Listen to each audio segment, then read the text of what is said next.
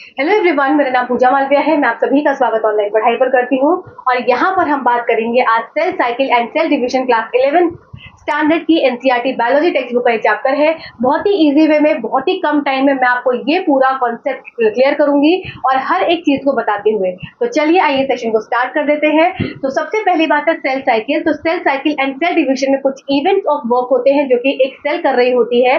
तो सबसे पहले सेल को डिवाइड करने से पहले अपने आप को सेल क्या करती है, तैयार करती है, प्रिपेयर करती है। तो जो प्रिपरेटरी फेज होता है सेल साइकिल का तैयार करने वाला फेज, उस फेज का नाम होता है इंटरफेज। तो इंटरफेज होता है आपका प्रिपरेटरी फेज, इसको इंटरफेज के नाम से जाना जाता है, प्रिपरेटरी फेज। तो यहाँ पर सेल जो है लगभग 95% अपना समय इस फेज में रखती है। और दूसरी बात हो जाती है एम फेज, जिसको बोलते हैं डिविजनल फेज, जहाँ पर सेल अपने आप को विभाजित करती है। तो ये हो जाता है डिविजनल फेज। यहाँ पर मेटोटिक डिविजन की मैं बात कर रही हूँ, तो सम विभाजन की बात कर रही हूँ। तो यहाँ पर सम विभाजित होगी सेल। इसका मतलब कि अगर जो पेरेंट सेल है ये हैप्लॉइड नंबर का है, तो जो डॉटर सेल्स आएंगे ये भी डिप्लॉइड नंबर के ही आएंगे। ठीक है, तो पेरेंट सेल है जो कि आपका डिप्लॉइड नंबर का है, वो जो आपके डॉटर सेल्स आएंगे वो भी आपके डिप्लॉइड ही नंबर के आएंगे। ठीक है, अब बात कर लेते हैं क्या। तो एम फेज में लगभग एक सेल अगर 24 घंटे में अपने आप को डिवाइड कर रहा है, तो एम फेज को लगभग 5% लगेगा सिर्फ समय पूरे डिवीजन का। मतलब कि पूरे सेल साइकिल में 95% जो समय है वो जा रहा है सेल अपने आप को जब प्रिपेयर कर रही है, और सिर्फ 5% का समय जाता है जब सेल अपने आप को डिवाइड करती है। ये हो गया आपका पहला बिंदु। दूसरी इंपॉर्टेंट बात है कि जो सेल जो है वो डिवाइड कर रही है, तो कुछ ऐसी सेल्स हैं जो कि नहीं डिवाइड करती हैं, तो वो कहाँ एंटर हो जाती हैं, वो हो जाती है एंटर क्यों आपकी जी नॉट फेज में, जिसको बोलते हैं क्विसेंट फेज। तो जी नॉट फेज एक ऐसी फेज होती है जहां पर सेल क्या करती है, जब सेल को डिवाइड नहीं करना होता है तो सेल एंटर हो जाती है जी नॉट फेज में। तो यहाँ पर एक जी नॉट फेज होता है प्रेजेंट। तो ये सेल जो है जब जीवन से एंटर कर जी नॉट फेज में जब सेल एंटर कर जाती है, तो ये हो गया आपका जी नॉट फेज। तो सेल ने यहाँ से यहाँ एंटर कर लिया और अब सेल को डिवाइड नहीं करना है। तो इसका मतलब कि जब सेल डिवाइड नहीं कर रही तो इसका ये मतलब नहीं होता है कि सेल क्या होती है, इनएक्टिव होती है। जी नॉट फेज में सेल हाईली एक्टिव होती है। फॉर एग्जाम्पल कुछ ऐसी सेल्स है जैसे कि जो डिवाइड नहीं करती, जो हमारी ब्रेन सेल्स है, न्यूरॉन्स है, या जो हमारे हार्ट के सेल्स है, ये डिवाइड नहीं करते। तो जब नहीं करते तो ये एग्जिट, ये कहाँ रहते हैं, ये जी नॉट फेज में रहते हैं, जो कि क्या होती है, मोस्ट एक्टिव स्टेज रहती है, पर सेल अपने आप को डिवाइड नहीं करती। या कुछ अन्य सेल्स होती हैं जिनको डिवाइड नहीं करना, तो वो जीवन से एंटर होकर एग्जिट होकर कहाँ एंटर हो जाती है, जी नॉट फेज पर एंटर हो जाती है। ठीक है, चलिए आइए अब स्टेज जान लेते हैं कि जो आपकी इंटरफेज है, जिसको आप बोलते हैं प्रिपरेटरी फेज, या फिर इसको एक और नाम से जाना जाता है, ये आपका हो गया प्रिपरेटरी फेज, या आपको इसके नाम से जाना जाता है रेस्टिंग फेज। तो साइंटिस्ट इस समय ये सोच रहे थे कि इस स्टेज में सेल्स क्या है, रेस्ट कर रही हैं, पर क्या था, सेल्स हाईली एक्टिव थी, क्योंकि इस स्टेज में सेल्स अपने आप को ग्रो कर रही थी, अपने साइज को बढ़ा रही थी, अपने कंटेंट को बढ़ा रही थी। तो यहाँ पर सबसे पहली स्टेज आ जाती है जीवन। जीवन के बाद एस के बाद G2, और फिर एंटर करती है सेल एक माइटोसिस वाली प्रक्रिया में। तो सबसे पहले जीवन फेज एक ऐसी फेज होती है जहां पर सेल अपने आप को ग्रो करती है, बहुत ज्यादा ग्रोथ दिखाती है सेल। दूसरी इंपॉर्टेंट बात है कि ये एक ऐसी फेज होती है जहां पर कंटेंट जो है वो डबल होता है। तो मतलब डीएनए का जो आपका ऑर्गेनेलीज के जो कंटेंट है, यहाँ पर सेल ऑर्गेनेली की मैं बात कर रही हूँ, सेल ऑर्गेनेली का जो कंटेंट है ये क्या होता है, ये डुप्लीकेट होता है। अब यहाँ पर क्या क्या चीजें डुप्लीकेट नहीं होती, जैसे कि डीएनए का डुप्लीकेशन जीवन फेज में नहीं होता है, साथ ही साथ सेंट्रियोज का डुप्लीकेशन जीवन फेज में नहीं होता। तो डीएनए और आपका सेंट्रियोज का डुप्लीकेशन कहाँ पर होता है, तो नेक्स्ट स्टेज आ जाती है एस फेज, जो कि आपकी जब जीवन फेज, जहां पर आपको हाईली ग्रोथ दिखी। ठीक है, सेल ने अपने आप को बहुत ज्यादा बड़ा कर लिया, ये छोटा सेल था, बड़ा होते होते होते बड़ा होता चला गया। तो ये क्या हो गई, ये आपकी जीवन फेज में देखने को मिला, जहां पर कंटेंट सारा सेल ऑर्गेनेलीज ने क्या किया, अपने आप को डिवाइड कर लिया। इसके बाद सेल एंटर करी किसमें, सेल एंटर करी एस फेज में। यहाँ पर क्या होगा, सिंथेसिस होगा। तो किस चीज का सिंथेसिस होगा, डीएनए का सिंथेसिस होगा, प्लस सेंट्रियोल्स भी क्या करेंगे, अपने आप को डुप्लीकेट करेंगे। तो एस फेज सिंथेटिक फेज था, यहाँ पर क्या हो गया, डीएनए ने अपने आप को रेप्लिकेट किया, रेप्लिकेट करने के बाद साथ साथ क्या कर लिया, आपका सेंट्रियोल्स का भी डुप्लीकेशन हो गया। ठीक है।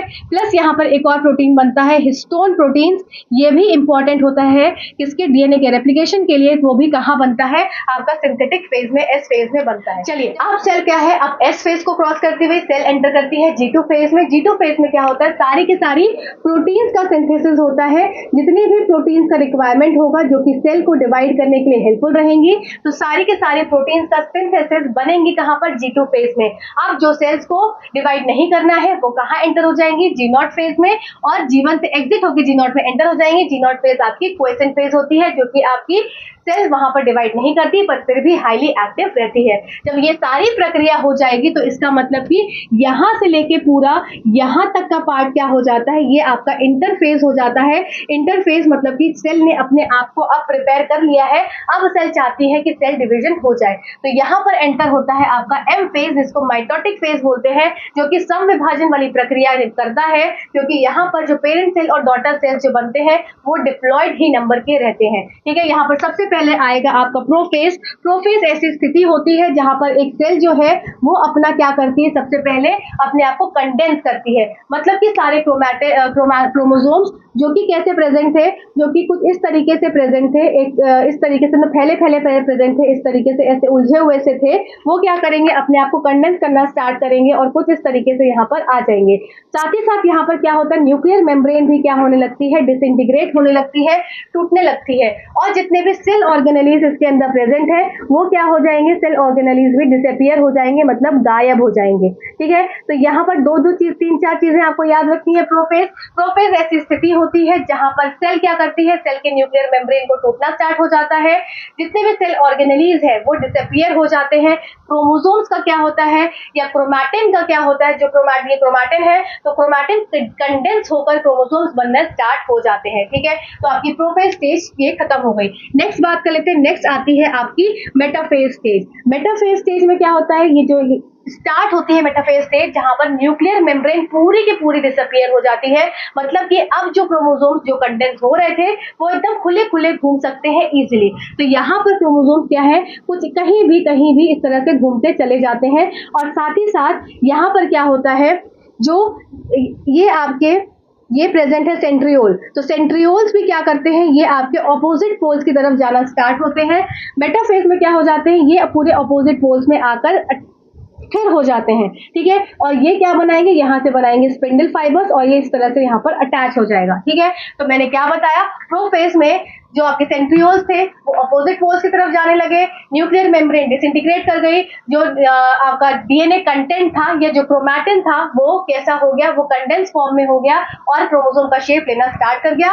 मेटाफेज क्या थी, मेटाफेज वो स्टेज थी जहां पर न्यूक्लियर मेम्ब्रेन पूरा गायब हो गया, साथ ही साथ यहाँ पर क्या हुआ, जो ये आपके सेंट्रियोल्स थे ये अपोजिट पोल्स पर पहुंच गए और इन्होंने क्या किया, स्पिंडल फॉर्मेशन स्टार्ट किया, जो कि हर एक क्रोमोसोम पे अटैच होगा।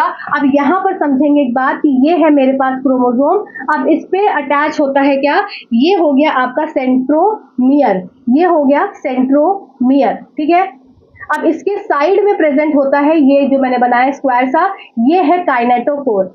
तो काइनेटोकोर ही एक ऐसी जगह होती है जहां से निकलते हैं स्पिंडल फाइबर्स। तो काइनेटोकोर से अटैच्ड होते हैं स्पिंडल फाइबर्स। तो ये एग्जाम में पूछा जाता है कि कौन सी ऐसी जगह होती है जहां से काइनेटोकोर या काइनेटोकोर से क्या चीज अटैच होती है, तो स्पिंडल फाइबर्स इनसे अटैच होते हैं। ठीक है, आई होप यहाँ तक पॉइंट क्लियर हो गया होगा।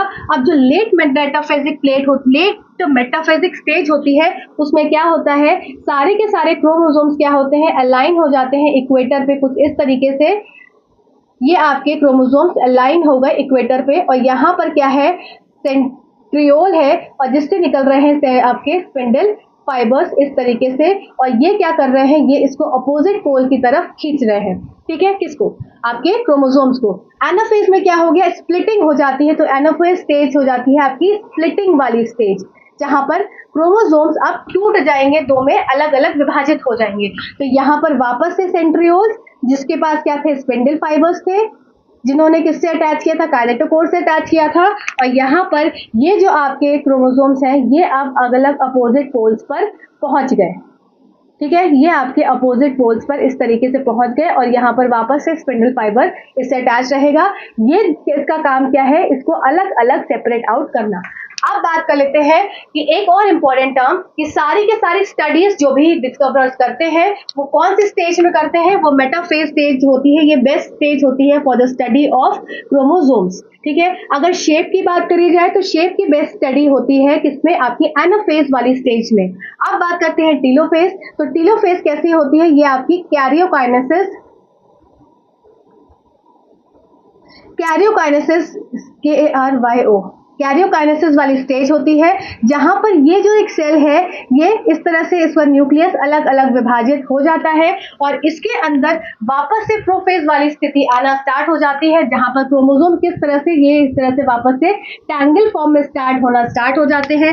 जितने ज्यादा क्रोमैट आपके सेल ऑर्गेनेलिस थे वो वापस से क्या हो जाएंगे, वापस से आना स्टार्ट हो जाते हैं। तो टीलोफेज स्टेज क्या हो जाती है, कैरियोकाइनेसिस की स्टेज है जहां पर न्यूक्लियस ने अपने आप को डिवाइड किया। तो इसका मतलब ये कैसी स्टेज है, ये आपकी न्यूक्लियर डिवीजन वाली स्टेज है, न्यूक्लियर डिवीजन। तो यहाँ पर क्या हुआ, न्यूक्लियस ने डिवाइड किया और इसकी ये क्या हो गया, ये वापस से क्रोमैटिन मटेरियल फॉर्मेशन होना स्टार्ट हो गया, सेल ऑर्गेनेलीज यहाँ पर बनने स्टार्ट हो गए, सब चीज स्टार्ट हो जाएगी। और इसके बाद क्या होगा, इसके बाद नेक्स्ट स्टेज आती है साइटोकाइनेसिस। ठीक है, तो ये लास्ट स्टेज होती है जिसमें सेल अपने आप को कंप्लीट डिवाइड कर लेता है 2 सेल्स में। तो अब कैरियोकाइनेसिस हो चुकी है, अब इसके बाद क्या होगा, सेल डिवीजन होगा। इसके बाद की स्टेज होती है साइटोकाइनेसिस। साइटोकाइनेसिस एनिमल सेल्स में अलग होती है और प्लांट सेल्स में अलग होती है। एनिमल सेल्स में सिंपल फरो बन जाती है कुछ इस तरीके से और सेल्स 2 में अलग अलग टूट जाती है, सेल प्लेट बन जाता है। प्लांट सेल्स में गोल्गाई बॉडीज का इस्तेमाल होता है क्योंकि यहाँ पर प्रेजेंट होती है सेल वॉल। तो सेल वॉल प्रेजेंट है तो सेल वॉल क्या करेगी, ये सारी स्थितियों को 2 सेल को टूटने के लिए क्या करेगी, रोकेगी। तो उसके लिए यहाँ पर प्रेजेंट होते हैं गोल्गाई बॉडीज। इसको यहाँ पर समझेंगे कि किस तरह से गोल्गाई बॉडीज मदद करती है प्लांट सेल को 2 सेल्स में टूटने में, मतलब 2 डॉटर सेल्स में टूटने में। तो यहाँ पर सिंपल ये क्या हो गई, ये एक तरह से मेरी प्लांट सेल हो गई और ये मेरे पास क्या थे, 2 मेरे पास न्यूक्लियस में डिवाइड हो गए, न्यूक्लियर डिवीजन इसमें हो चुका है। अब यहाँ पर प्रेजेंट है क्या, आपकी प्लाज्मा मेम्ब्रेन और बाहर वाली हो गई सेल वॉल। अब इसके अंदर मैंने क्या बताया कि टीलोफेज में सारे के सारे सेल ऑर्गेनेलिस आने लगते हैं, इसका मतलब वहां पर गोल्गाई कॉम्प्लेक्स भी आ गया होगा।